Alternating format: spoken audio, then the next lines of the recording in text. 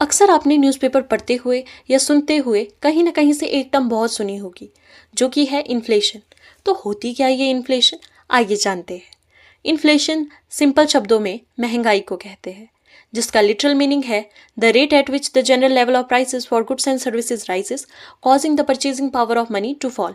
Usually होता क्या है कि prices of goods and services इतनी इंक्रीज हो जाती है जिससे परचेजिंग पावर घट जाती है।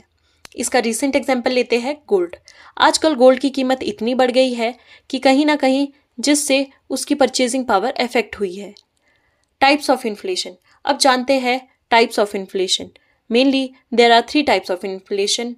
डिमांड पुल इन्फ्लेशन, जिसमें डिमांड इतनी बढ़ जाती है कि सप्लाई घट जाती है और उस कारण महंगाई हो जाती है।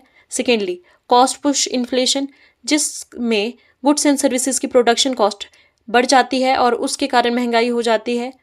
थर्डली बिल्ट इन इन्फ्लेशन, जिसमें वर्कर्स इन अ प्रोडक्शन अब ये एक्सपेक्ट करते हैं कि उनकी वेजेस बढ़ जाए और जिससे फर्दर इफेक्ट पड़ता है price and cost of goods and services, और गुड्स एंड सर्विसेज की प्राइसेस बढ़ जाती है जिस कारण महंगाई हो जाती है। तो क्या हम महंगाई को नाप सकते हैं?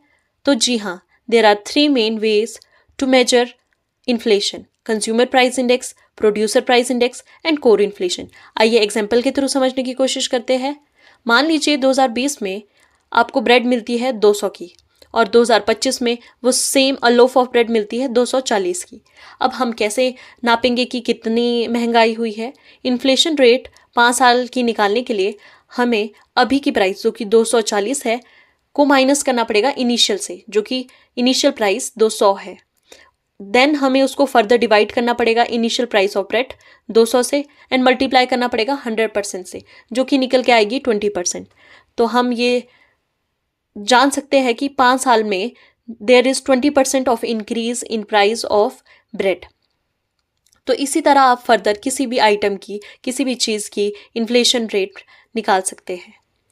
If you find my content fruitful, then do like, share and subscribe to my channel. Thank you.